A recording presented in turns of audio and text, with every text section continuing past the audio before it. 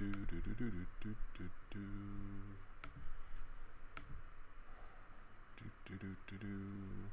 Hey, hey, it's Movie Crap.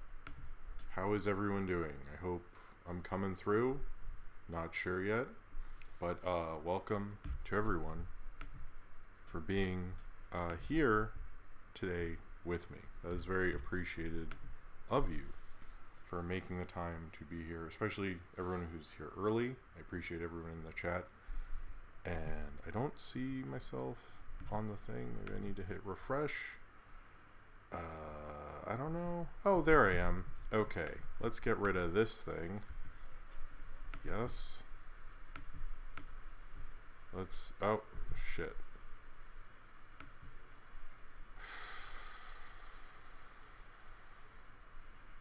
Damn it. Got rid of my camera. Excellent.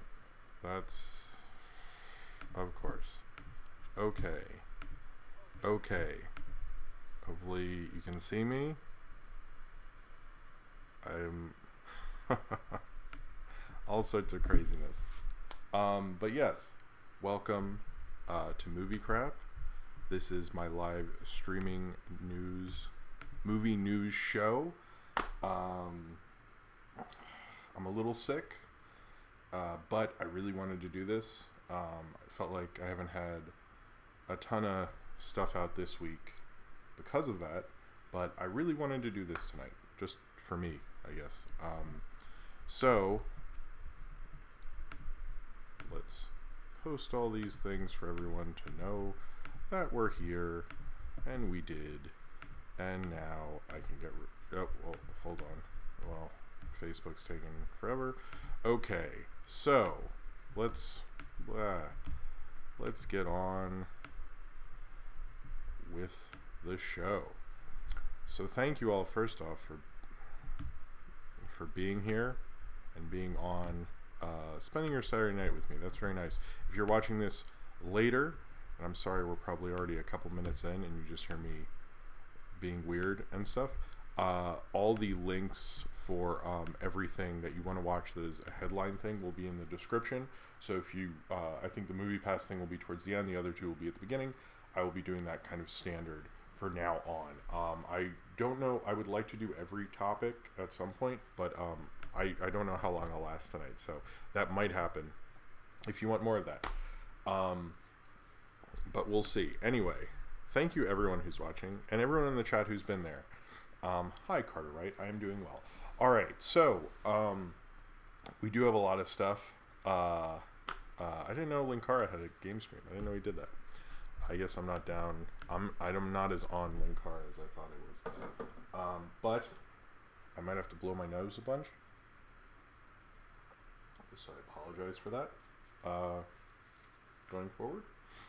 But I think that's the stream you came for, right? But starting off, I just cracked this open. I made a mess of myself. See, Sparks got discontinued, so I can't do that anymore. Get some soup, Jim. Yeah, I guess that's what it means. I'm not a big soup guy, but anyway. All right, so let's kick things off with about Scooby-Doo's 50th birthday. It was very appropriately Scooby-Doo's 50th birthday on Friday the 13th, which I thought was really cool. I know it premiered. I don't know if it premiered on a Friday the 13th, but that seems to be perfect. Scooby-Doo is probably one of the most enduring cartoon legacy franchises ever. It's something that, like, even kids today, like my daughter and her friends, just instantly liked it. She's identified with it. I think it's mostly because that character and that design is so welcoming, so lovely, that everyone naturally just is attracted to it. But it's also a good, it's like a good, fun mystery show. If you watch the original show, Scooby-Doo, Where Are You?, with that iconic song, covered famously by Matthew Sweet on the Saturday morning cartoon CD, which is an awesome CD. I should do a review of that CD. That was an amazing CD, with Helmet doing Gigantor. Anyway, I should just talking about Scooby-Doo, but it was just such an iconic, great mystery show. It's like Agatha Christie for kids or something. And also that the fact that originally there were no ghosts. They turned that around, obviously. I'm not sure it was 13 Ghosts of Scooby-Doo that did that. I think it might be, or something else. If someone in the chat wants to correct me, go ahead. But it really surmised what Hanna-Barbera was in that era. I mean, they pretty much ripped it off and kept doing that, but Scooby-Doo was the perfect version of that. There's so many different versions of Scooby-Doo, but I wanted to talk about two different ones that I particularly like. Monsters reviews. Hey,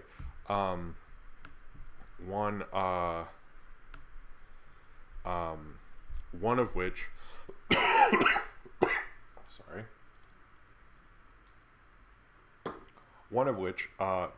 is the 13 Ghosts of Scooby-Doo. I remember TBS or Cartoon Network, one of them in the 90s played like every morning,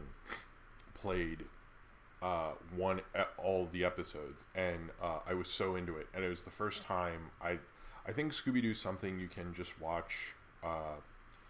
Someone heard, what about Jabberjaw? I think wow, this is gonna be a fun stream. Okay, you know what, I should add water with that, so that was a weird mixture. Okay, it was just something I watched passively and had watched. I liked a pup named Scooby-Doo a lot when I was a kid, but I think that was the first one I really kind of fell in love with, and was really like every morning, like whatever. It was one summer, I think, and it was just like whatever time it was on, I had to be there. And I think they kept playing it all summer, and I kept rewatching it. I haven't watched it since, and I know they followed it up with a movie. I should, you know what? I don't have a cough drop, and I wish I did. And I didn't see that movie, but I really like that. The one that I like more currently is Mystery Incorporated. I thought that was a great show. I recommend it to a lot of Scooby-Doo fans. A lot of people who are fans of the original don't know of Mystery Incorporated, which I always find weird. But I hope HBO Max kind of promotes that, because I think that's maybe one of the best cartoons of the... Was that 2010s or was that before? But it's definitely of maybe the last of this decade. I put it on a top 25. I don't think I'd put it in a top 10, but it's one for me that I would put up there. I actually haven't seen the live action ones, and I didn't really have much interest in it. I don't like the live action remakes of anything that's not like Speed Racer or Popeye. I kind of just see them because I guess, I don't know if I'm supposed to. Thank you, Ryan Walterson. Mystery Incorporated was brilliant. You are incredibly right. You're incredibly right. That's an interesting one, Nathaniel Fogo. Anyway, so, yeah. But I wanted to talk about, since we're on the topic of Scooby-Doo, let's talk about Scoobs and the Scoobs leaks. Sorry. I think everybody thought that there was going to be a trailer on Friday. I saw people in the chat just saying that. There wasn't. But I also thought that, because there's a lot of leaks, and you think like, hey, come on, you have a big anniversary. You're clearly going to have a trailer in front of the Addams Family. I forget when Scoobs is coming out, but it just seems like a wasted opportunity. And guess what? It was a wasted opportunity because they didn't do anything. But we've had the two pictures of Zac Efron next to a picture of Fred, and then we have Velma as well. They both kind of look more 2010. They look like influencers, which I sort of fucking hate. But they do... Ryan Walterson, good point. George of the Jungle is... It's been a while, but I remember liking that. But... and then there are leaks of the trailer of, or a teaser trailer or something, or some image of Scooby-Doo for the Scoobs thing. It looks fine. It just looks like, I kind of like how Scooby-Doo is kind of set in its very of its time design. I sort of hate the idea. Well, I also don't like that the celebrity voice cast. I don't like that, but I also don't like the... Like, I get you want to update it, and Scooby-Doo is always about updating, and it kind of makes sense that they eventually update the character design on a theory level, and then also, you know, a total corporate level. But I kind of just wish they weren't doing that, but of course they are, and sure, whatever. I don't really like it, but I kind of just wanted a trailer for more context, because Will Forte, I don't love that Matthew Lillard isn't Shaggy, but he's a really good comedic actor. I think Zac Efron, like, they're all good comedic actors in there, and I think we'll be like, hey, this is a good movie for the most part. But I just don't love, I don't know. It's to me like what Secret Life of Pets. I don't like Secret Life of Pets, but it was well cast for a bunch of celebrity voices, at least the first one. Like, it was like, oh, I guess Kevin Hart should be that person. It's not a great movie, but it's like, I guess the guy from Modern Family should be that guy, or Louis C.K. I guess that wasn't good casting in retrospect, but whatever. Or was it? I don't know. Point being is, I just want to see something from it, because I have a lot of doubts of it just on the fact that it exists. So, another leaked thing was the Sonic redesign. This was all on Twitter. Should I try? I'm not good at putting pictures up on this thing, but I think I might try to do it. Let's be ambitious today. How about that, guys? Let me try to get a picture on this live stream. Do it. Let's see if I can do it. Will I screw it up? Probably. Okay. Here we go. Whatever. Alright, so this is the Sonic picture. I'm just going to leave this up for a second there. You can see I'm barely learning OBS, but I've learned this. And this is, I should probably use this time, since you can't see my face, to blow my nose really quickly. Which is not a critique on Sonic, but would be a funny one, wouldn't it? Okay. Live streaming, yay. So this is the Sonic redesign. I think it looks better. Oh, wait, I have a fun fact. Hold on. Red Bull fun fact. That means I have to drink one, even though I have this picture up, but I'll do it. Scrappy is, okay, Red Bull fun fact. Scrappy is so hated that he never appears on a DVD cover in a series he's in. It's also the reason why for the plot of the first movie. That's true. Scrappy is very hated. You like Scrappy when you're a kid, though, but Scrappy sort of sucks. Thank you for the super chat, Nigi Kichu. Sorry. This is probably painful to listen to. Thank you for supporting me and supporting the channel. But anyway, I'm going to, you can do it. Yeah. Thank you. I appreciate the encouragement. You guys have been really encouraging as I'm learning how to stream. So, that is cool of you. Okay. Cut, and I'm back. Okay, so yeah, so that looks better than it did before, but it doesn't look like good. You know, it doesn't make me hate this movie less, but it's kind of like, cool, you made it look less crappy. Neat. Good for you. You did redesign it.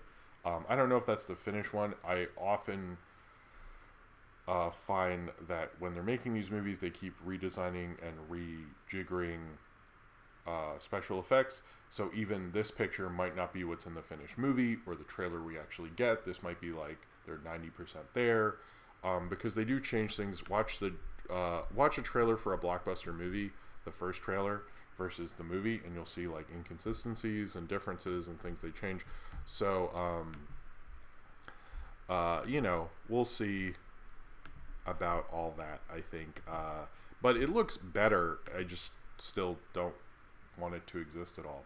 So, and why would anyone want it to exist? It looks shit. I mean, does anyone really want a Sonic movie like that? I want an animated Sonic movie, like what they're, I don't know. I don't want Illumination to make a Mario movie, but I'd much rather have an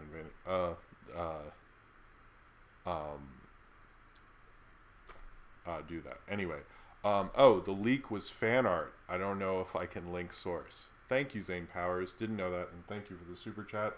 That is very nice. I thought it looked real. Everyone I saw tweet. No wonder nobody reported it. I was like, why didn't anyone report that?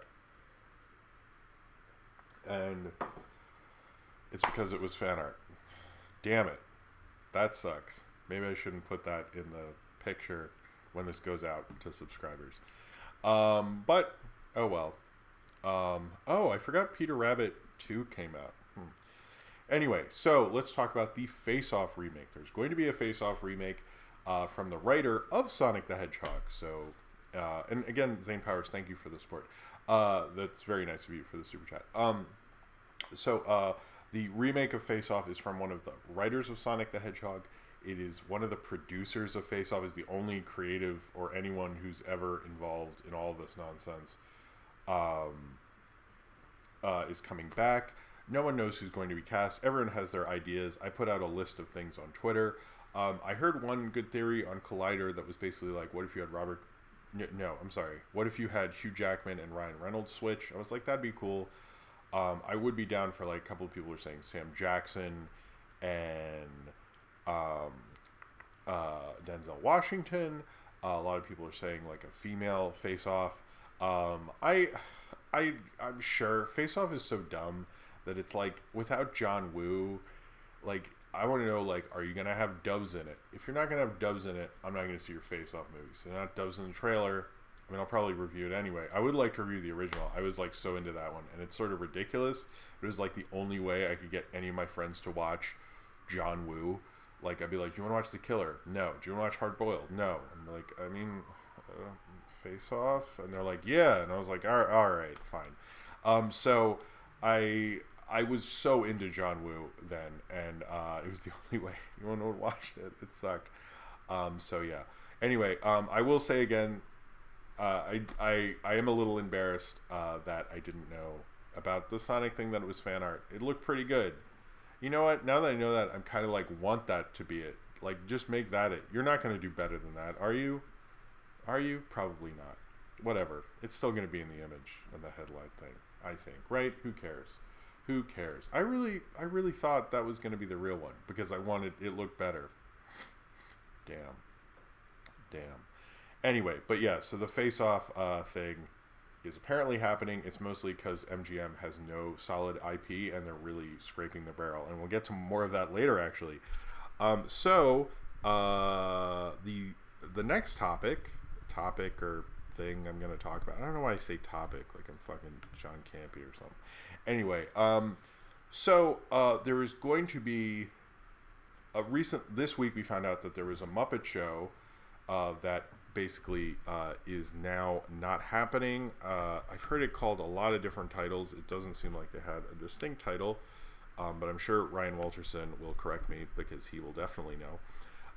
But it was going to be a Muppet series. I've heard it called all sorts of things, from Muppets 1984 to it's Muppets 1984. I heard it referred to as other things. Maybe I'm wrong.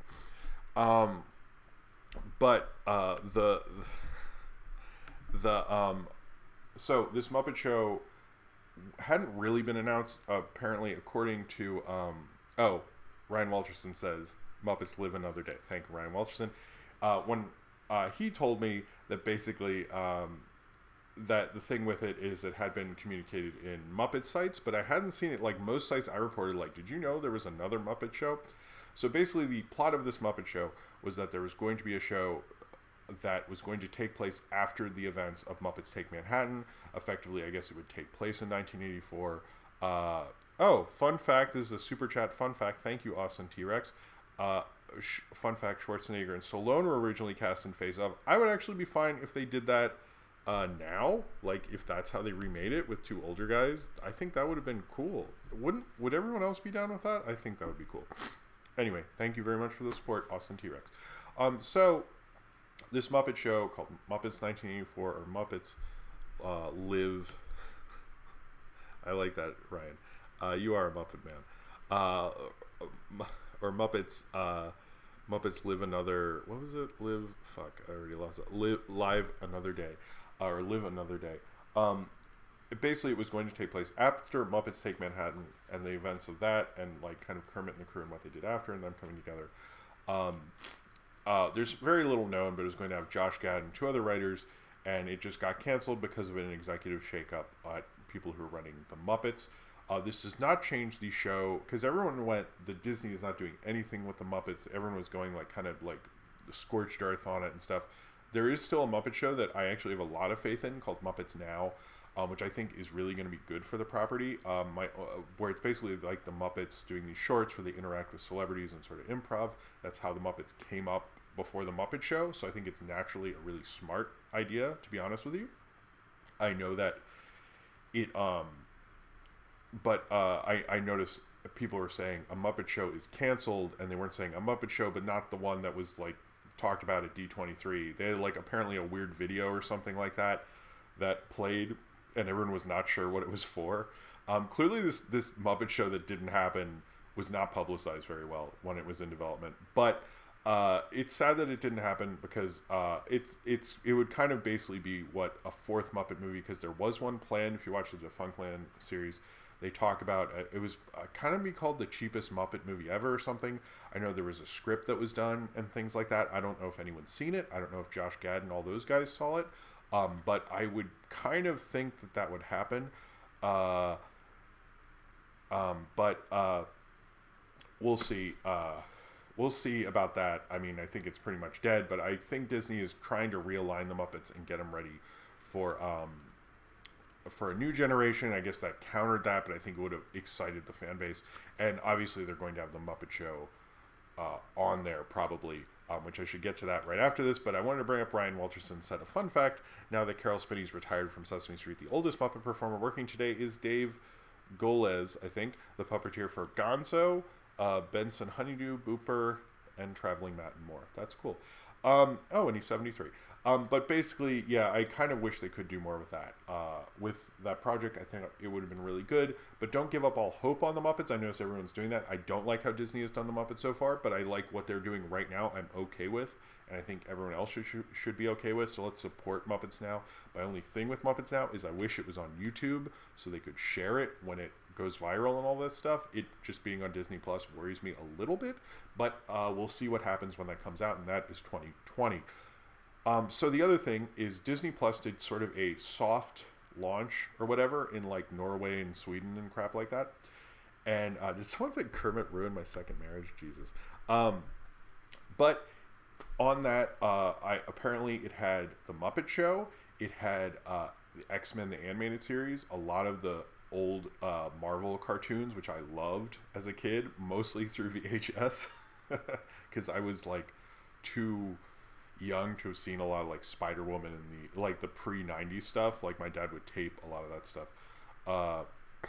But I think that sounds really cool, because we haven't really gotten into the library titles that'll be there, and I know because Fox has like The Simpsons are not going to be on Disney Plus at launch, which is in a way smart, but in another way stupid. Because I'm like, what are you holding it for? FXX's streaming service or whatever? Like, just like kill it, like you own it. I don't understand. But I think I still think it's interesting that they're doing so much of like that older stuff. But it sounds like the Muppet Show, it was at least on the soft launch, but it didn't have any of the launch titles. Those are still coming out at the time they're supposed to come out.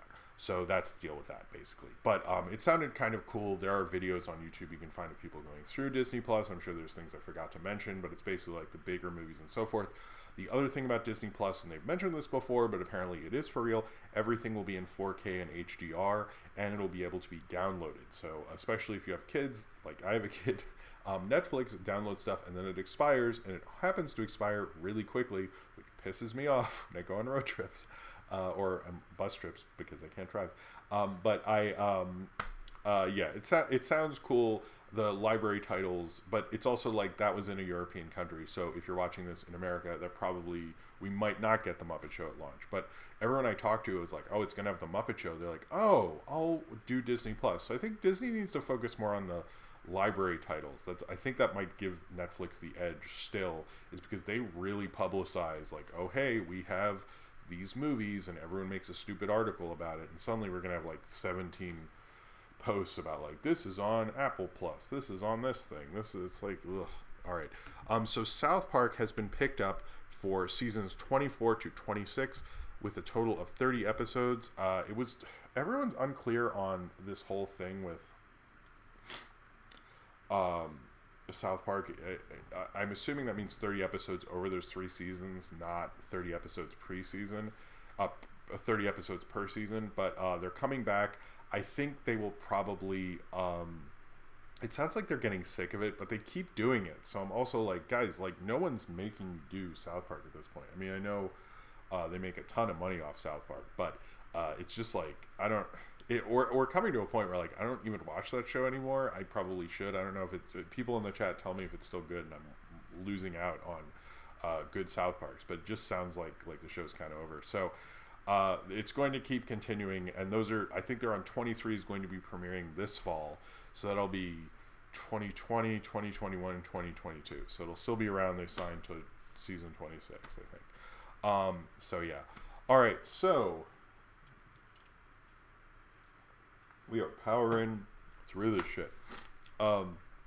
It's time to talk about Apple Plus. Apple Plus announced its launch date, which will be November 1st, which they think is a good launch date, but I'm like, guys, like that's the day after Halloween. Everyone's gonna be have candy hangovers to deal with your stupid streaming service. So I don't know. It didn't seem to be a good launch thing, but the one thing I noticed about it is they have a Ghost Rider reboot that doesn't seem like Ghost Rider at all. Seems like a totally separate show to me. Everything I've read about it, I don't really understand what they're doing with that. They have some other kind of Muppet type shows that were interesting that I forgot to write down the titles of. But I will say the Peanuts on Apple Plus, I think they should be publicizing a lot more. That seems to be the most interesting thing to me that would be on it and what I would want to watch, because they're making new Peanuts cartoons and specials and things like that. So that is probably their biggest get, because they still do like Peanuts, like Happy Meal toys, and every kid knows what Peanuts is still to this day. It's not like a dead property like you might think it is, specifically because of that great movie. Well, it was a good movie. It was a pretty good movie, and stuff like that. So I will probably not get Apple Plus unless we buy a new Apple thing, we get a year of it. I don't have much interest in it, but the Good Morning show actually looked pretty good. I thought it was it'd be an interesting idea. I know we're suddenly starting to make there's a book about the Harvey Weinstein thing. This is clearly about the Matt Lauer thing, but we'll see about that. But going into, this is semi-related to Apple, because this guy turned down Apple, is the J.J. Abrams mega deal with Warner Brothers closed. He's been talking about doing this mega deal for, honestly, for a while. Obviously, he was busy with Rise of Skywalker to close a huge, massive deal or anything, even though his wife is the CEO of Bad Robot, not J.J. Abrams. So obviously she could have done it. But, this is closed. Basically, it means he is going to be, Bad Robot will exclusively, even though they're TV-wise have already been there, he's going to move over there. But what it really means, in less industry terms, is he has to make a franchise. He's able to, he's going to get a ton of financial incentives, which is why he signed a deal that's a lot lower than, most of these big overall deals. But him making a franchise, everyone's going, he's going to do Superman. And since he did write that script, Superman Flyby, but I think it could happen, because a lot of people are saying, could he make an original thing? I mean, he kept turning down an original thing when he was making that post. My hair's being weird. I think my hair's being weird. Okay. Sorry. When he was making that post Spider-Man, post Star Wars, he couldn't get another project off the ground. So I don't think he can make another franchise that's original. He's not good at that. He's just it's just a fact of life. I just think he's definitely going to do Superman. Why sign him to that big deal? And it makes sense because his best friend growing up was Matt Reeves, who's doing Batman. He's good friends with Ava DuVernay.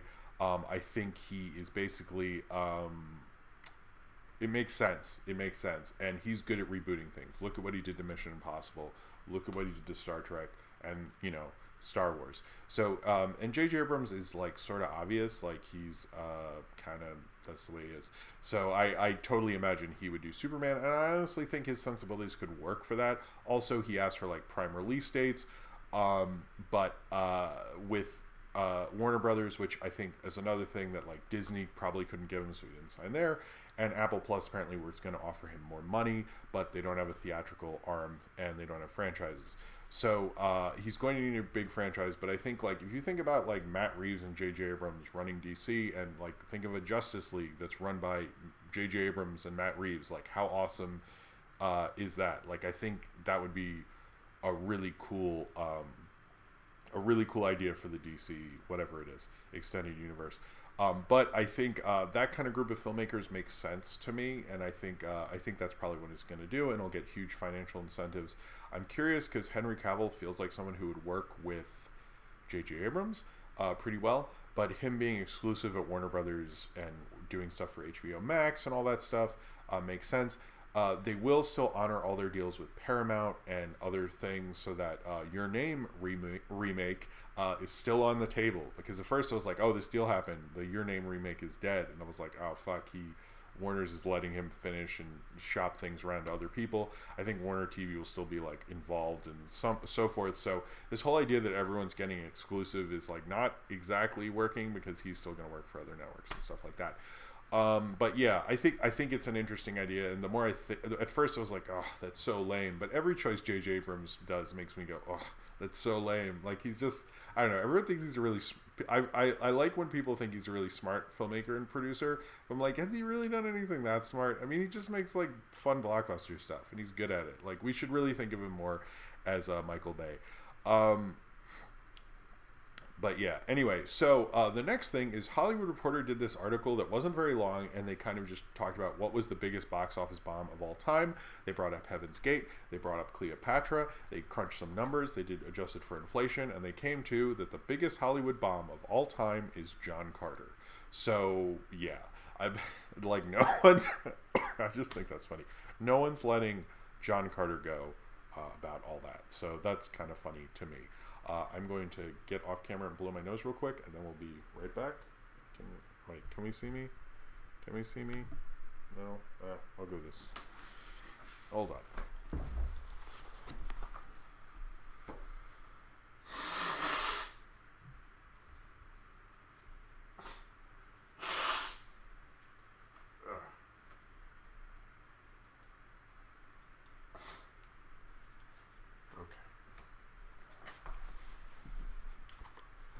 All right.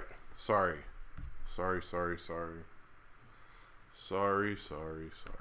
Okay. So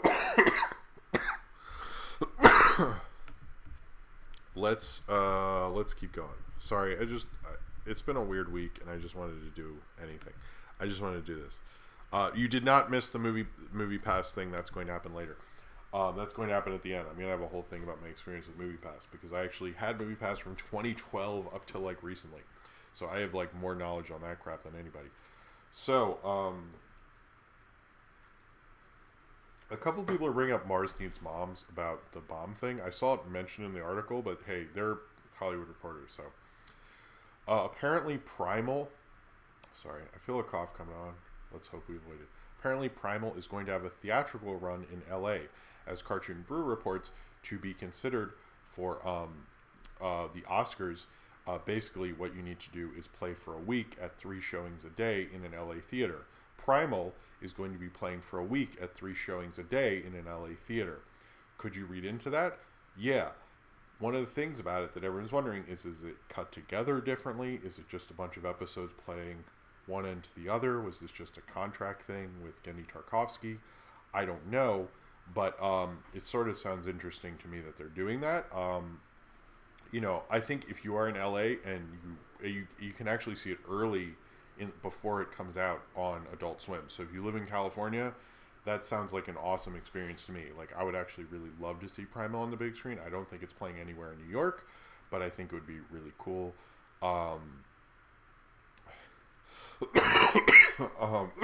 Sorry.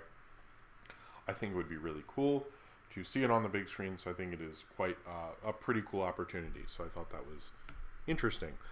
So the other thing is this was a report that came out, and everyone was talking about it. I thought I would bring it up.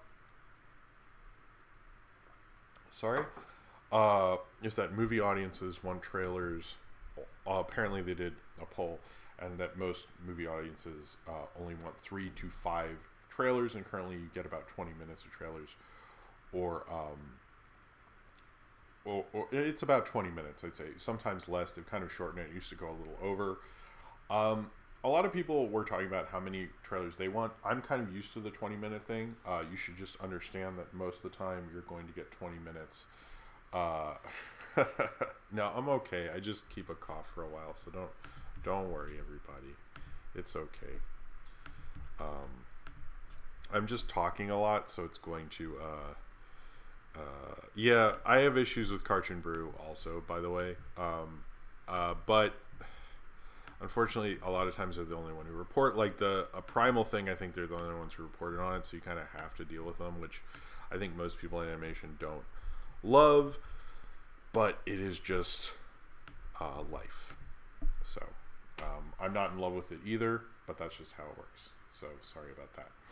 All right, so but yeah, I my one thing with movie trailers, I will say, is I think they should be curated better, because there's a lot of times that like you go see a movie and it's a big movie and you kind of want to see a big trailer in front of it, and they sort of play a lot of like mid trailers of stuff you're probably not going to see. It's not curated very well. I would like maybe a smaller movie or something like that, and I think that would work out better if they kind of curated it a little better. But I will say the thing I get from most people I see movies with who like never see movies, like if you ever see a movie with someone who like I go to the movies a lot, so I'm used to the 20-minute thing. Everyone always goes, "There's a lot of trailers," and I'm always like, yeah, this is like normal amount of trailers. But I mean, I don't say that. I'm like, yeah, but just kind of get used to it. I think it's just so they can sell popcorn and so forth. But I think the trailers should be curated better. That's kind of my response to it. So I'm not really going to talk about the 12 Forever controversy too much, because there's a pizza party recorded where I talk about that with everyone there, as well as the Scooby leaks. But whatever. I'll talk about it a little, in that I know the creator was fired earlier. It sounds like because of other stuff besides the pedophile thing. But to me, it's like I didn't watch 12 Forever before. I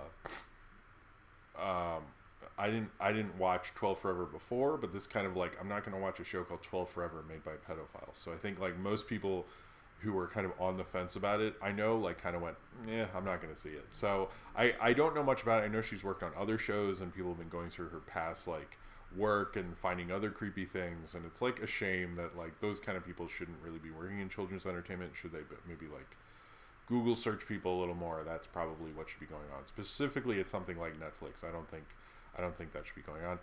Next Animation asked me, did you already talk about RDJ playing Tony Stark in Black Widow? I hadn't heard that, but time-wise, you could have him in Black Widow, because I think it takes place after Winter Soldier. So technically, if you wanted to bring him back, you could, but I think that's sort of a cheap shot. Maybe just have like archival footage or something like that.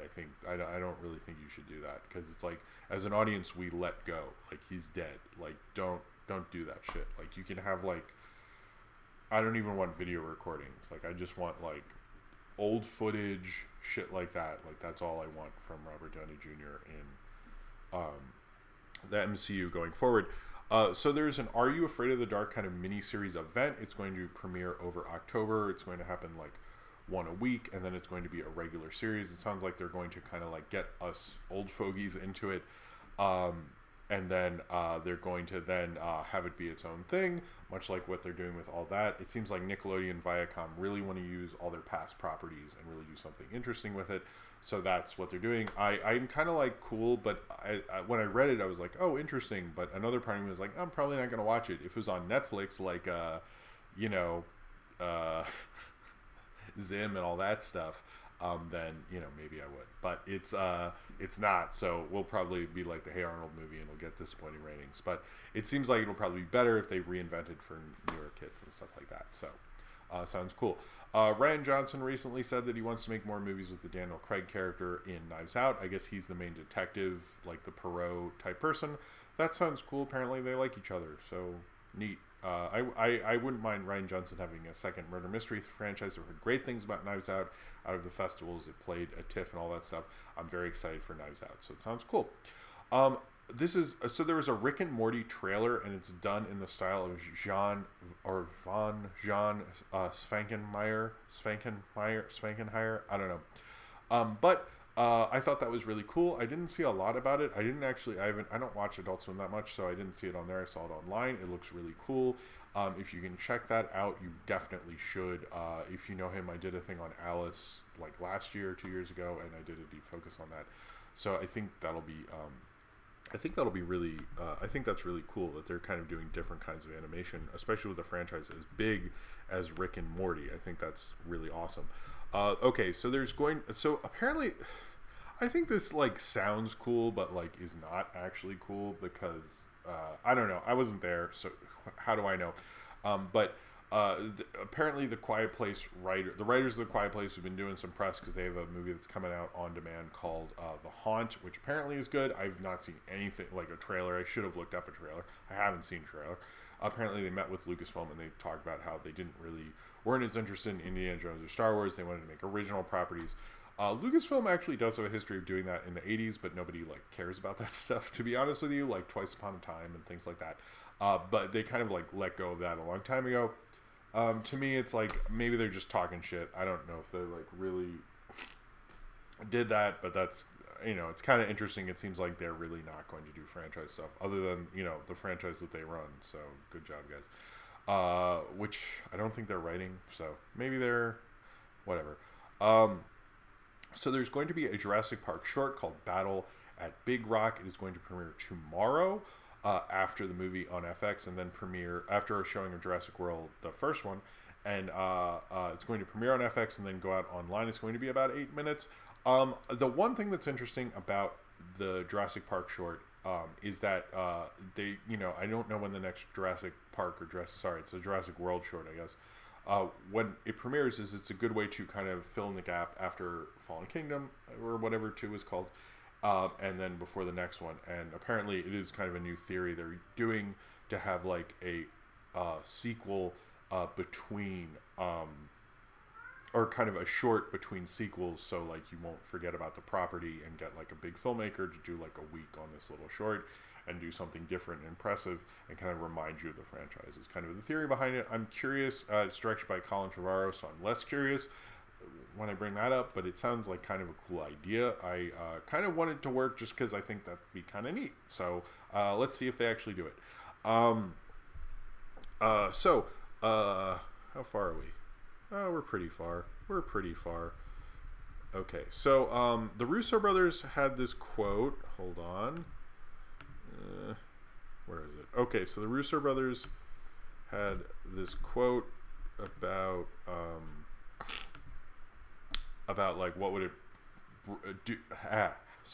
How would they bring them back to the MCU? And they bring up like we love the level of filmmaking that Marvel Ford does, blah, blah, blah. They said, I grew up on John Byrne's X-Men run. This was by Joe Russo said this. Ben Grimm was a favorite character growing up. The Thing and Fantastic Four is now in the Marvel fold. There's a lot. Silver Surfer is an amazing character. Going really big in Cosmic would be a lot of fun. So there's a lot of things that could attract us. So the thing about that I read is everyone has bring up the Fantastic Four a lot in that statement, and that's cool. And I think you could read into that, but I actually think they'd be really good at X-Men. I think the fact they bring up John Byrne's run, which wouldn't involve the Dark Phoenix, which I don't want them to make. Please don't do that. No Dark Phoenix for 20 years, please. There's like so many X-Men stories. But I would really like the Russo brothers X-Men movie. I think that would be cool, particularly if they like the John Byrne stuff. John Byrne also did a Fantastic Four run, which was actually really good. We'll see what's going on with that. But that was kind of interesting, I think. That'd be kind of interesting, I think. If they actually do that, but it sounds like they're sort of interested if they could get those properties. One of my cats is meowing really loud, so after I read this story, I'm going to check on them real quick. I'm sorry there's so many breaks on this. So basically, James Cameron reacted to Avengers Endgame beating him for the #1 box office gross of all time thing, but not adjusted for inflation, obviously. But he's basically kind of optimistic because it gives him a lot of hope that people are still watching movies kind of like in theaters, which I think is a good way to look at it, and I think it's a healthy way. And I think sometimes when these films make $1 billion, nobody goes, "Hey, people are still going to the movies." That's what we should really be talking about when they do that. To be honest, like, we should be talking about that. And James Cameron has the right attitude, really, and like, seriously, I think that was really cool of him. Anyway, so I'm going to go see what my cats are about and blow my nose and all that stuff. And I will be right back. I'm sorry, you can just look at my books and stuff for a second.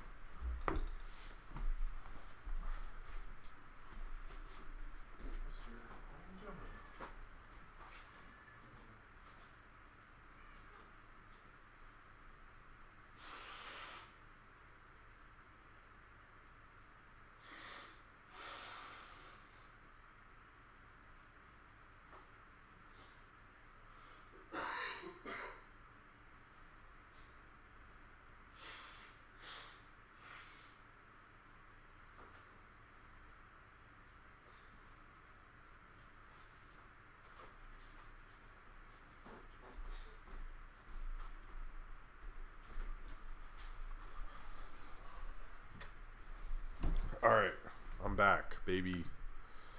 All right. Sorry for all this breaks. I just really wanted to do this tonight. I don't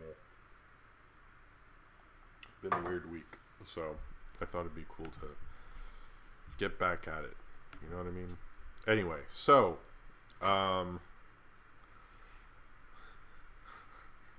do I have a bootleg of cats? Oh, you're saying because you hear the cats? I get it. Sorry. I was like, I do?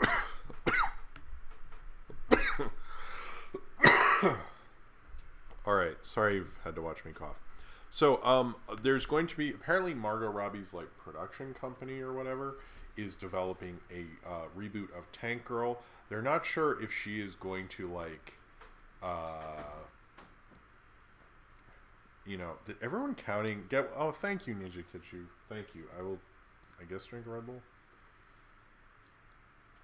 I don't know. That wasn't a Red Bull fun fact, but I wanted to. Sorry, it's tradition. You know what I mean? So Margot Robbie is developing a Tank Girl reboot. Supposedly, she was a fan of it as a kid, which is also true of Harley Quinn. So it's kind of interesting. Like, everyone talks about guys fulfilling their nerd dreams, but it sounds like Margot Robbie has nerd dreams too. Yeah, so her she wants to do a Tank Girl reboot. She's looking at a script. She's not sure if she's going to star in it. To me, it's like, I mean, it's a little obvious for her to star in it, but it's a second franchise, and MGM will probably throw a lot of money at her and things like that. And clearly, because, you know, they're making a Tomb Raider sequel, so they're a little desperate. So, I don't know if Red Bull is good for me, but it keeps me going for this. I'm not going to drink the rest of it after this. But, yeah, so I don't know about this Tank Girl. No, it's not. Thank you. But shouldn't laugh. Sorry. Singing and laughing is not good right now. But it's interesting, the idea of her doing a Tank Girl reboot. I think in a post-Fury Road world, it could be pretty cool if they budget it right. The directors of Raw have a new movie. It's called Titan with an E, and apparently nobody knows anything about it. Moving on. I mean, what am I supposed to say? Roger Deakins says he wants the first cut of Jesse James by the coward Robert Ford, which was 4 hours, to be released by Criterion. To me, if Roger Deakins wants something done, you should just do it, even though he shot the Goldfinch, and I'm probably not going to see that in theaters. But that's kind of interesting that he really wants this cut. Apparently the director doesn't want it, but he's like, it was a really cool cut. They should do it. I wanted to talk about one thing, and it's probably not on a lot of your guys' radar, but I think it is interesting, and it deserves to be talked about. Turner Classic Movies is going to have their first black host, Jacqueline Stewart. She is a film.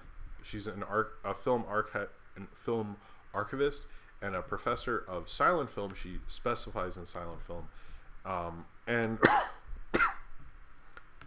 she's their first black host to introduce movies. Elvis Mitchell had a show on there, but he was not a host technically, I guess. She's hosting a show called Silent. Sunday nights. Basically, what Silent Sunday Nights is, I'm sort of gonna. Well, first off, I want to say I'm very much for her. I know they had a Latino host, but she's gone now. I don't know what happened with that, but she was really good. But I think basically what they're going to do, what's cool about her is she's a silent expert and she's hosting Silent Sunday Nights.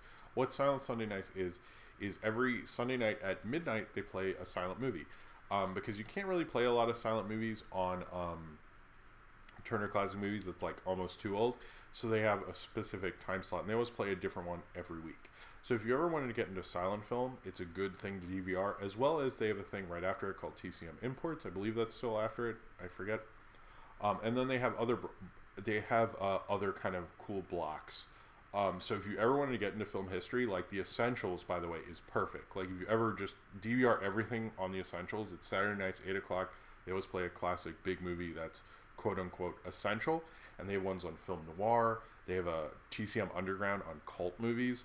So if those are any things that you are interested in and you have a cable connection and a DVR box, set that up. If you don't, write down those titles because they're really good at programming. And I'm glad they're highlighting some of their cool programming in there. And I always recommend to people, they're like, how do I get into more film history and learn about film history? That is absolutely the best way to do it. And it throws you a new movie every week. So just do it, and eventually you'll be like me and you'll be like, I can't watch these anymore because I've seen all this crap. So you should do it, and I'm very much for her hosting, and I like that they got a silent film archivist because that's usually the person on my super cinephile exclusive Facebook groups who complains that TCM doesn't play enough silent crap. I didn't see her do that, but anyway, if you like cult movies, by the way, I saw Hillbilly Otaku, right, he does, seriously check out TCM Underground. It will fulfill. There are cult movies you didn't even know about. I'm telling you, it's awesome. Oh, cool. 90% TCM stuff. That's mine and Sunny Day episodes because of Sophie. So another kind of big cinephile thing that happened is 63 Up. I don't know if you're aware of the Up series. It's one of the greatest film series ever. I'm not joking, and one of the greatest documentaries of all time. Basically, every 7 years they meet up with this group of people who they've been doing it since a thing called 7 Up when they're 7 years old, 14 Up, and every divisible of 7 you can think of. And it's actually really good. I've seen the entire series so far. The trailer hasn't been watched that much, but it's a great series. Everyone should really check it out. I don't think 63 Up is a good place to start. I don't know how people started because my wife and I started it from the beginning and went forward.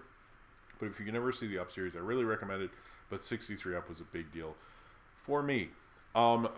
Next up is, so we have 2 animated trailers, and then we're going to talk about MoviePass thing is coming up. Don't worry.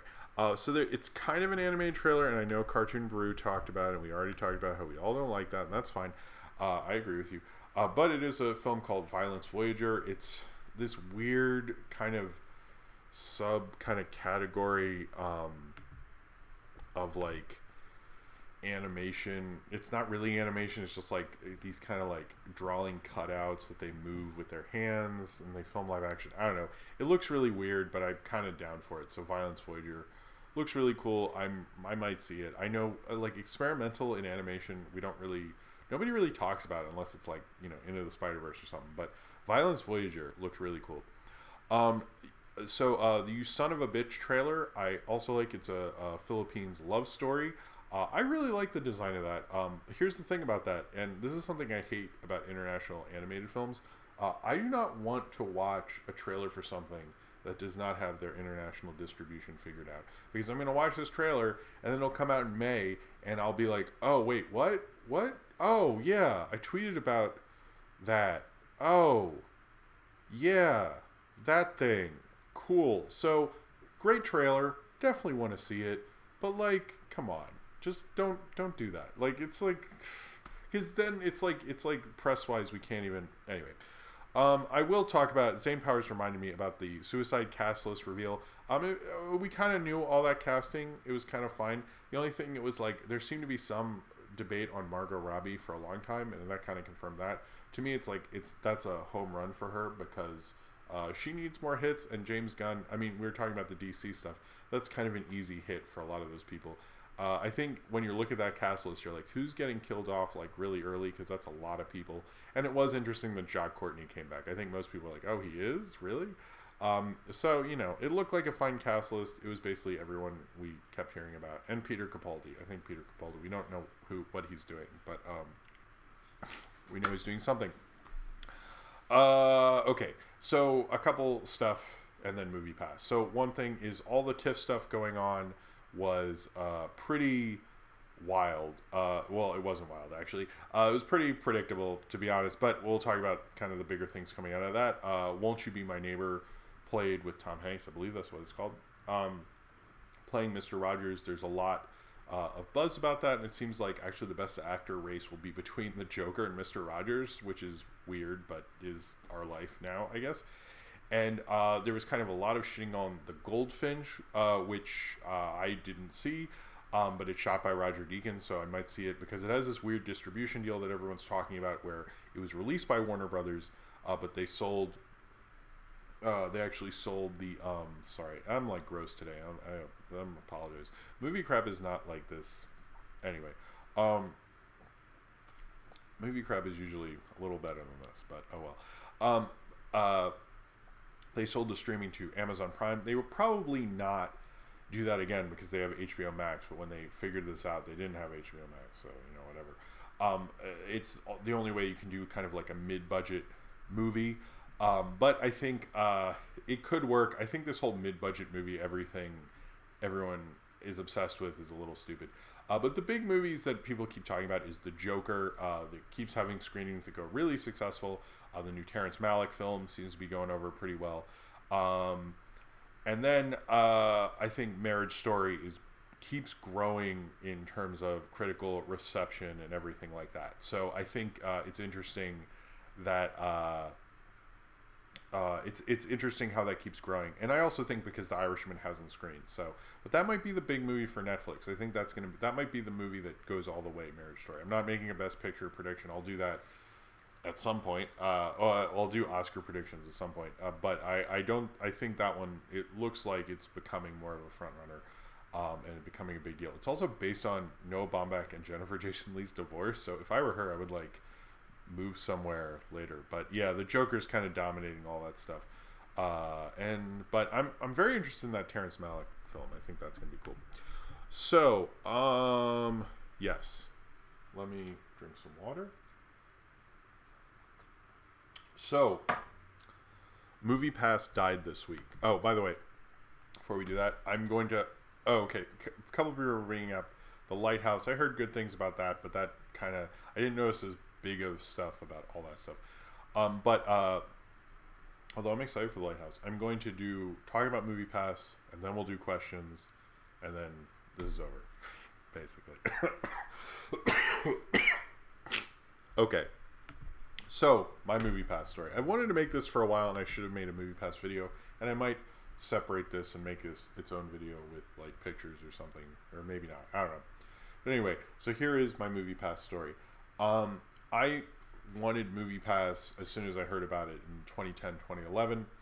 It was shot down originally by AMC's and things like that, so it wouldn't work.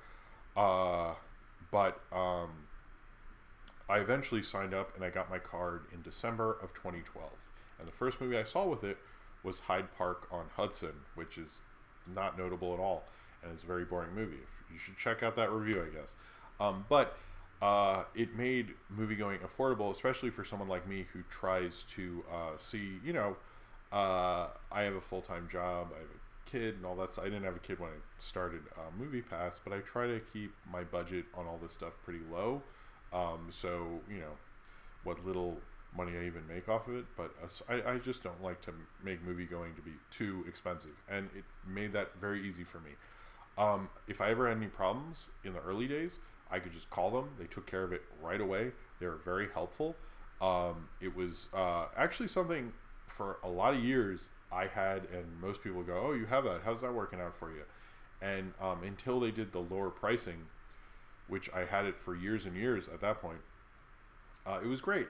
When they did the lower pricing, I think the problem with it before, it was like $30 or something like that, and for a movie ticket here, it's like $15. That was a good deal. And I still think they should have like maybe not gone down so quickly.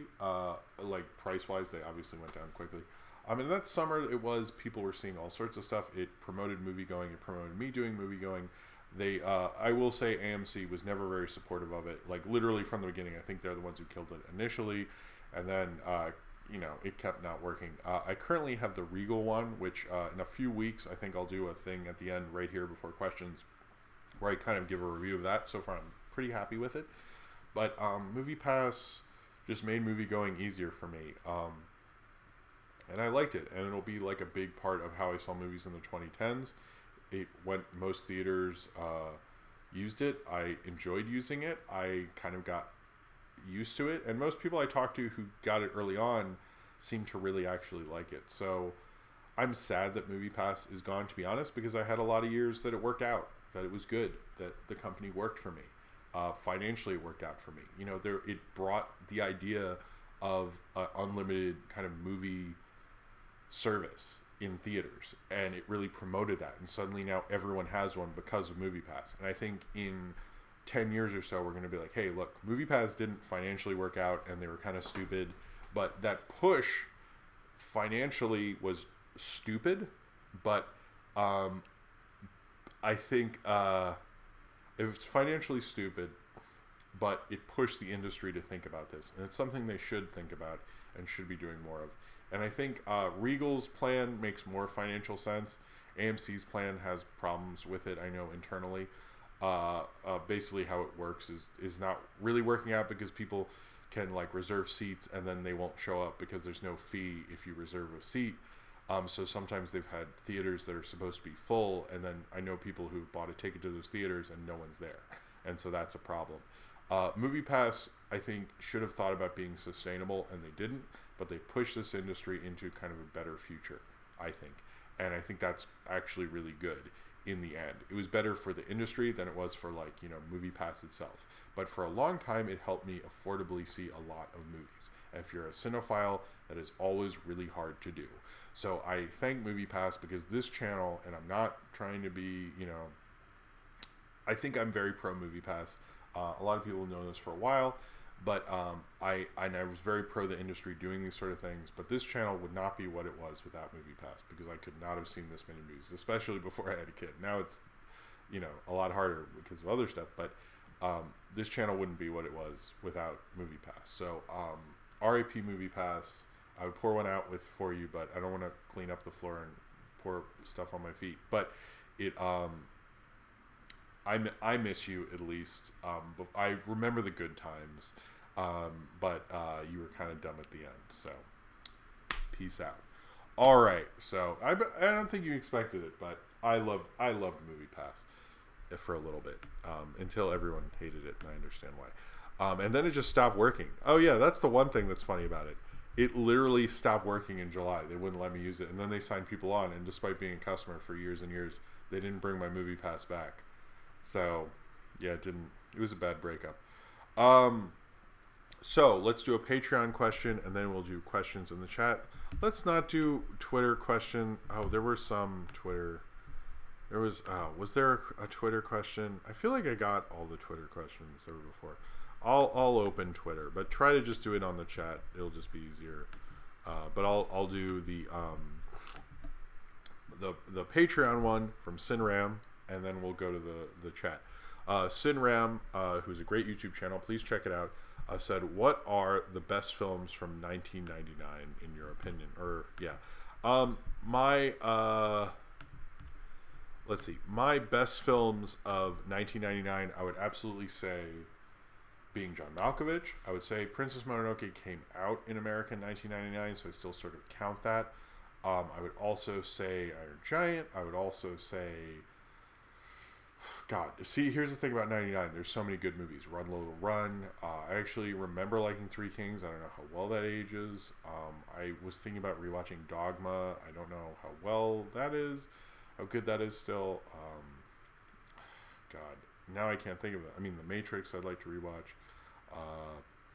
So there's just a lot of them. But I would say Being John Malkovich is always kind of my number one, right up there. Eyes Wide Shut, a lot of them. So I would say being John Malkovich probably is the best. And the other ones I mentioned, I'm sure I forgot one. I did think about that one a little, that question. Total Recall. No, I said 99. What? Total Recall. Did that take place in 99 or something? I don't understand. Anyway, so if anyone has questions in the chat, please ask them. No, I don't see any Twitter ones. Okay.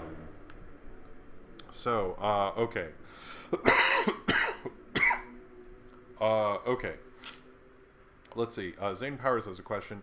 Are there any creators who you hate as people, but you love their stuff, or love them as people, but you hate their work? I probably don't really like Kevin Smith's stuff at this point. I used to, but I will listen to him interview someone or something like that. So I'd say currently Kevin Smith. Anyone I hate, but I love their stuff. Maybe Kanye. Maybe probably J.J. Abrams, because I often like his stuff. I don't know who else. I can't think of anyone other than that. Sorry. Favorite animated film of the decade from... Sorry. From Nathaniel Foga. I would say Spider-Verse. I would also say The Illusionist is high up there, Inside Out as well. Major Makawaza's, what are your brief thoughts on the Star Wars prequels, both the films themselves and the reception that surrounded it for the past 20 years? I think it's fair because these movies aren't very good. I would rank them actually in a weird way, in that I think Phantom Menace is basically maybe the best one overall because it has some neat stuff in it. I think 2 is the worst one. And the third one people seem to like. I don't. I just think it has a lot of ups and downs that don't really go anywhere. I just think it's like, I don't really, there's some neat parts to it, but it's just like too all over the place for me. Okay, hold on. Here, I'll read your little poem. Does a blind elephant stampede, or do they trip instead? Can an impatient pelican still find love? Will the raccoons be okay? Does a walrus go swimming after it's eat? When is the Juana Man review date? It'll be soon, and the answer to all of those is sure. Do you think we will ever get Shrek 5? Do you think we will ever see Shrek 5 become a thing? Or was it ever in the works? I think Illumination is talking about doing at least a Shrek reboot. I don't know if it's going to be called Shrek 5, but I believe that is happening from Illumination.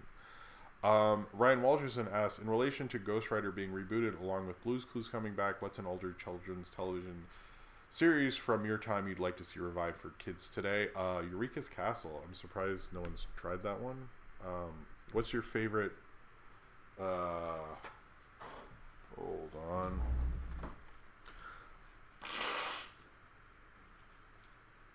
Yeah. Okay. Sorry about that. What do I look like? I look okay.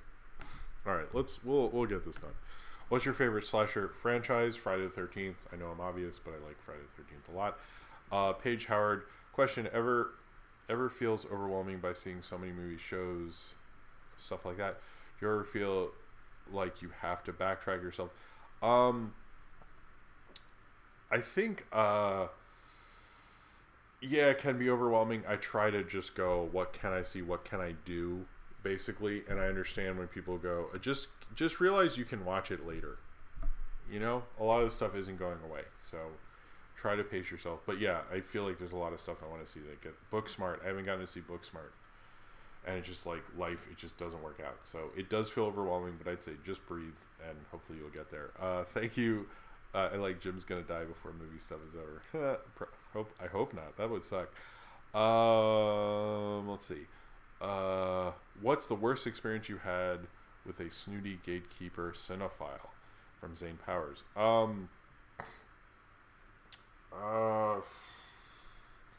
will say I don't like how often they have on cinephile groups have those articles like, this famous director says movies all suck now because of Marvel. I hate that a lot. And there seems to be one of those articles once a month from insert here director. But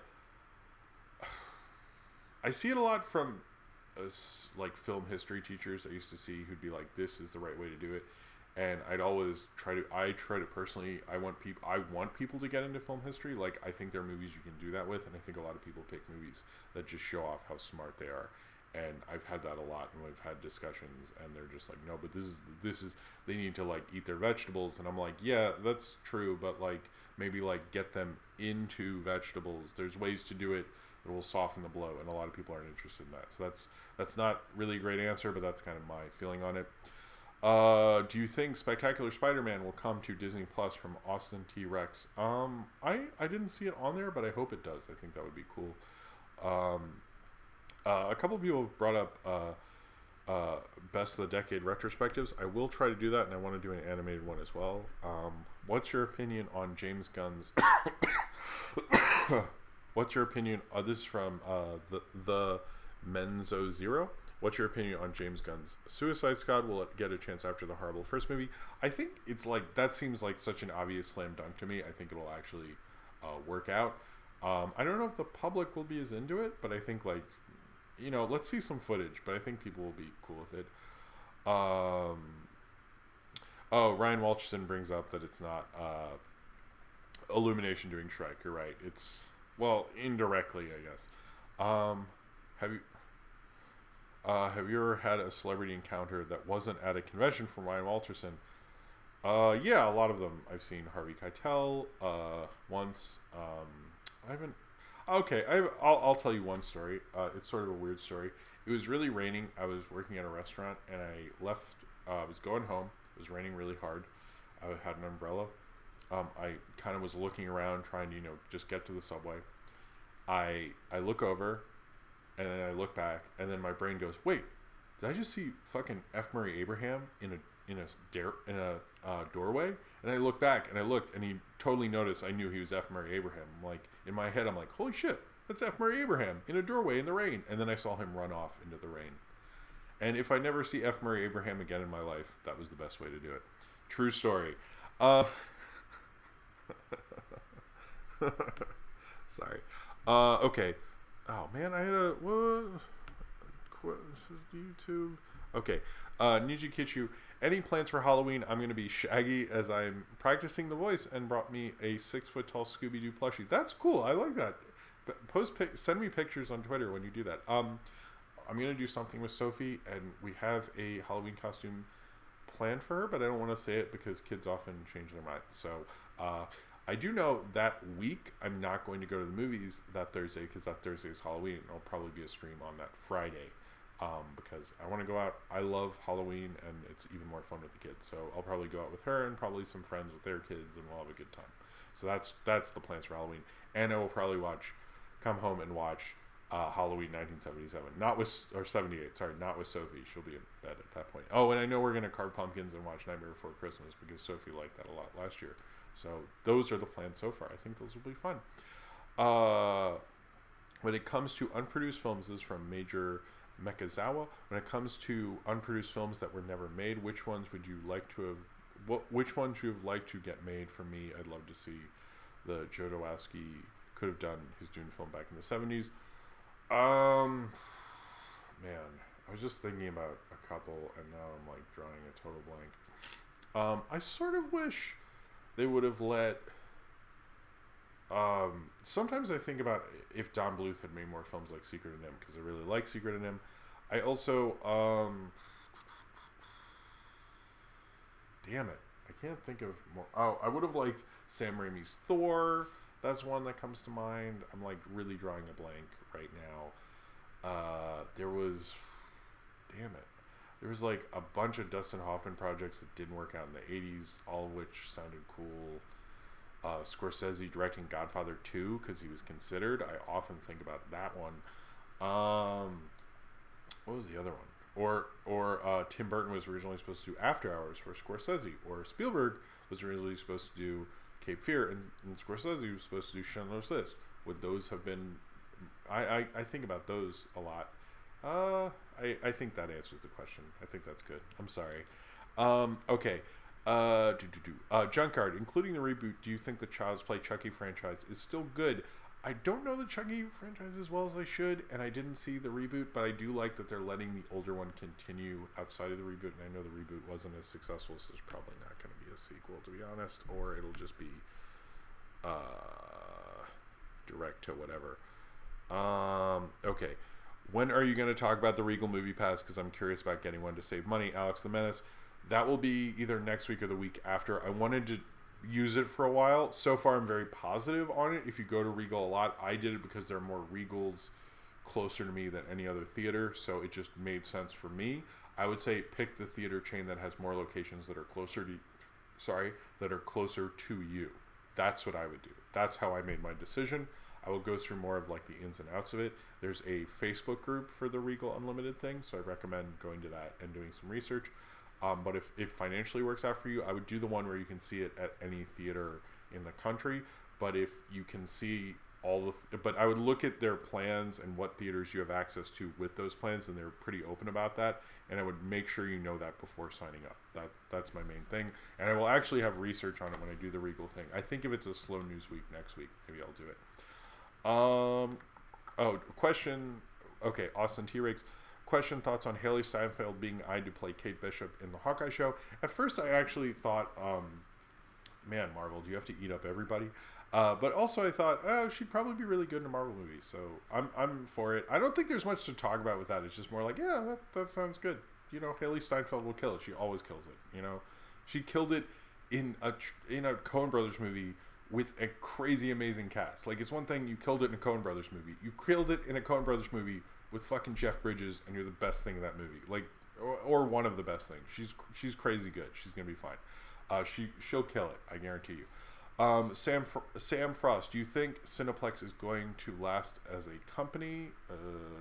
I don't know them that well. I don't want to say because I don't know enough about that. Zane Powers, personal question. Okay.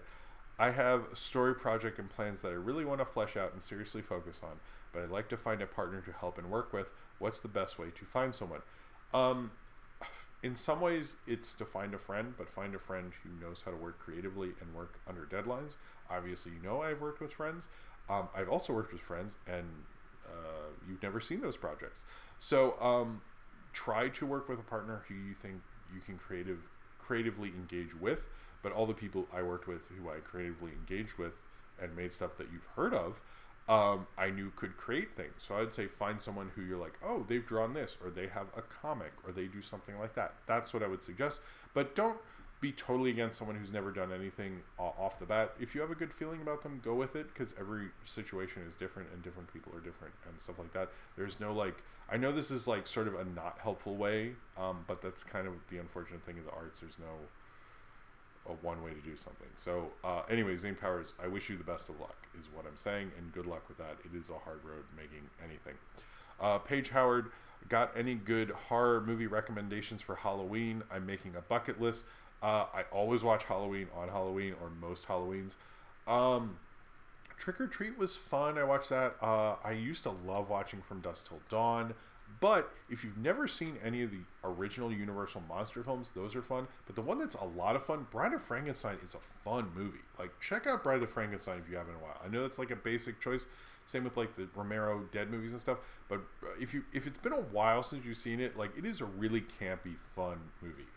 But any of the Universal monster movies, there's a lot of them, and there's a lot of sequels. And just look at that list, and which one you haven't seen, just pick that. You'll have fun with it. As well as like some Hammer stuff. Their first Dracula was good.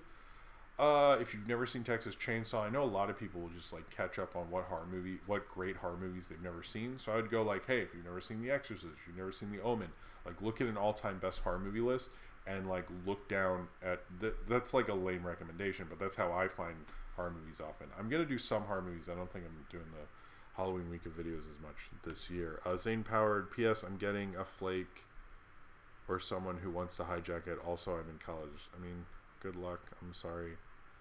Okay. Oh, Ryan Walterson asked, favorite comedy musicians aside from Weird Al? I like the United States of Whatever. Whoever did Syphilin LA, forget who that is. That was cool. Hold on. Okay. What's your favorite band / artist? I'd say it's like Beck or Outkast. Somebody like that, probably. I don't know. I've been listening to a lot of Cameo, not because of Infinity Train, but also because of Infinity Train. The song Candy, I've been like, I don't know. I've been into just like funk bands. I like kind of 70s funk, R&B, a lot of 90s hip hop, stuff like that. I'm sort of basic. I just listen to the same crap. I'm not interesting with music, unfortunately. I used to be, but not anymore. Cartoon freak ass Jim, have you ever had admirations of being a director / screenwriter? I've like written scripts, and I went to school for directing and stuff. I'm kind of happy doing YouTube and things like that. I haven't really pursued anything with that in a while. But that was kind of what I wanted to be growing up, but I kind of like got into criticism, and I never really let go, to be honest with you. So, I mean, I guess I get to make things that I want to make. So in a way, it sort of hasn't gone away, and I constantly am reading screenwriting books, and I think about scripts, but I never, do it. So, because I really enjoy doing this. So, I mean, if I had that opportunity, maybe, but it's just life, you know. Favorite Disco Spider asks, favorite Batman comic story arc. Wow. I enjoyed reading Hush. It's not the greatest storyline, so I want to see that movie. I wanted to review it before Joker. So that isn't, I guess that's sort of like a personal favorite. And Nightfall I read as a kid, and I like that. But I would probably say Death in the Family really resonated with me for some reason, but probably Batman Year One is probably like the best one I can think of. Yeah, someone brought up I should have said James Cameron Spider-Man. Probably. I don't know if I really wanted that though. Zane Powers, what kind of superhero would you be? I imagine you being like a Punisher-style vigilante. Sure. I think it'd be cool to fly and like zap people. I'd be cool with that. Okay. Major Mecha Kawa Mecha. I don't know how to say that. I'm sorry. Can you imagine what it would have been like if David Lynch directed Return of the Jedi? I mean, like, Dune didn't exactly work out, guys. I don't know. I mean, people bring that up a lot. I've noticed, like, that's one of the ones we hear about quite frequently. I think it might have been a little more interesting, but I actually really like Return of the Jedi. It was, like, a movie that really got me into movie making as a kid. And it actually has some of the, like, almost some of the greatest practical effect shots before, like, CG really took over of all time, because you look at that, like, space battle, like, that's all practical. Like, it's pretty amazing when you think about it, to be honest with you. I know it's not the best of the trilogy or anything, but it's still a good movie. I don't know. I like it. Question, what movie cliche trope annoys you from Paige Howard? I would say when people don't say bye on the phone, that annoys me. I've noticed, like, when people just hang up, I'm like, if someone just hung up, I'd be like, hello? Are you there? Like, that annoys me. I just... and, you know, walking into a room when someone talks about something. Anytime that happens, like, I notice most people are like, what are you talking about? And, like, nothing. Like, yeah, whatever. And, like, it never, you know. I mean, I know it's drama. It's not real life. But, okay. Pencil Workshop asks twice in a row, but advice for building a YouTube channel or building an animation YouTube channel. I would say do a lot of test things. Like, you know, I'm doing this. Do that. But just, like, seriously go for it. Don't listen. I've said this many times. Don't listen to anybody. Just like start making stuff, start making content, start scheduling things. But at first, I would say just start making videos on a more regular basis. And then start making a schedule. Like start grooming your thing with animation. If you're doing a particular character or something like that, I would say developing something like that. That would be a good idea. I would say. If you're developing a character, like maybe take some time to develop it, spend some time like making a series Bible, things like that. But if you're just doing random animations, I would just do real simple stuff and then just build up. But just have stuff out. People like stuff out. Disco Spider asks, Jim, do you own any Criterion Blu-rays? I don't know. Yeah, probably. I can't think of which ones. That's lame, right? You probably want me to say like something cooler than... Maybe.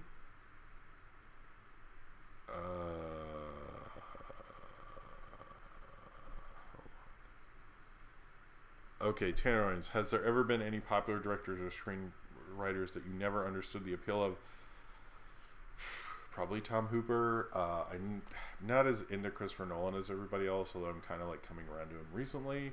I think that's it. Barry Levinson, even though I'm from Baltimore, I should probably like him more. Hillbilly Otaku, I always watch Rosemary's Baby or presidential election days. I actually did that last year. Niji Kichu, would you start a movie book club where you recommend a movie to watch, then next we talk about it with the chat or something? That's a good idea. I'm not against that. I don't know when I would have the time to do something like that, but maybe in the future that's something to consider. Okay, Zane Powers, what's your least favorite 6 formerly big studios?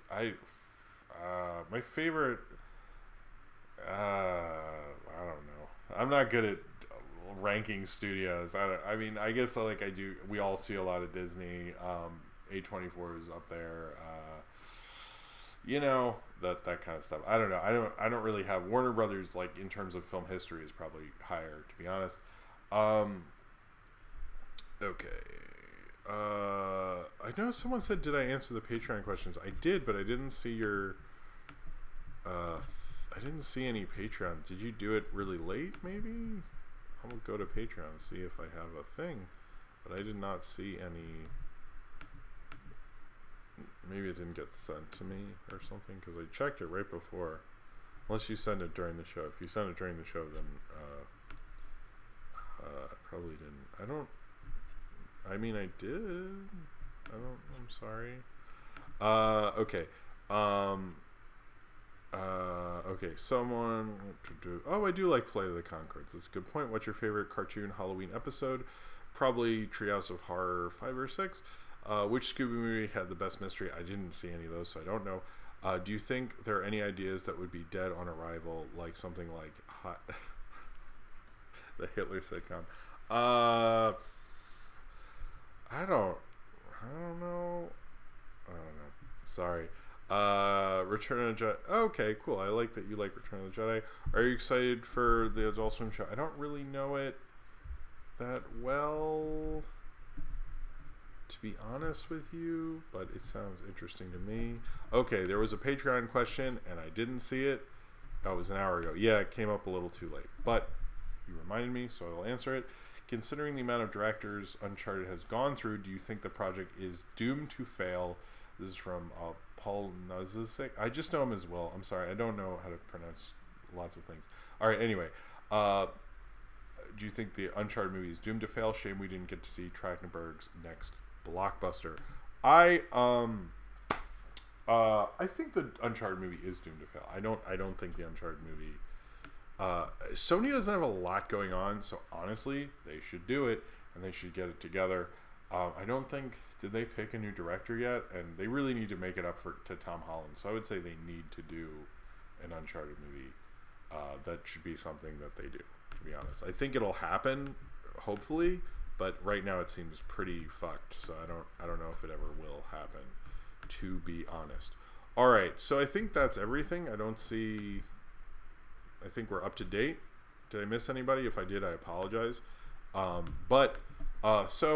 Videos I made this past week. I just want to say thank you all for showing up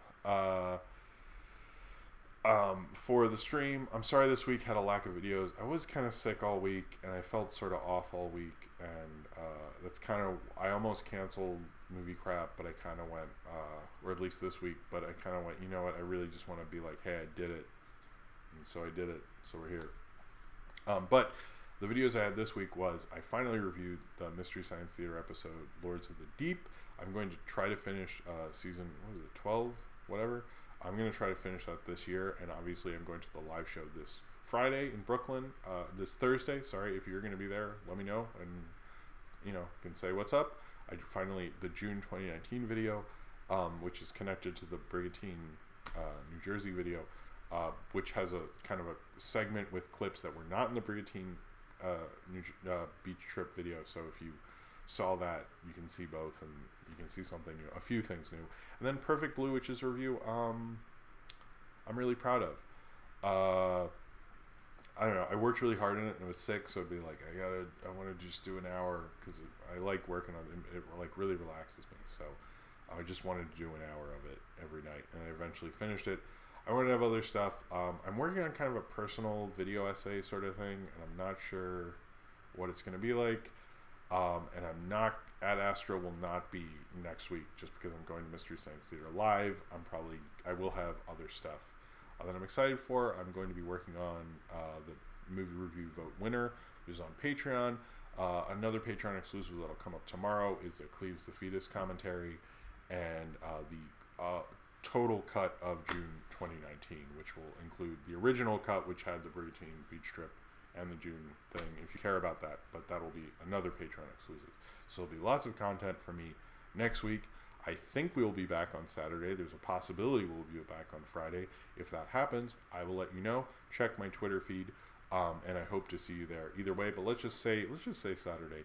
I only did 10:30 because I was feeling sick and I needed time to get ready and everything like that. I might do 10:30 again because it gave me a little more time, but I might not, so we'll see.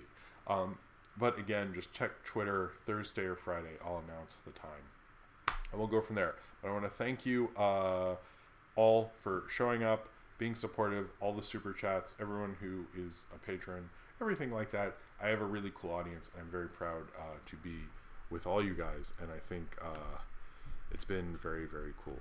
So anyway, I am going to leave now, and have a good night, and subscribe if you would like to.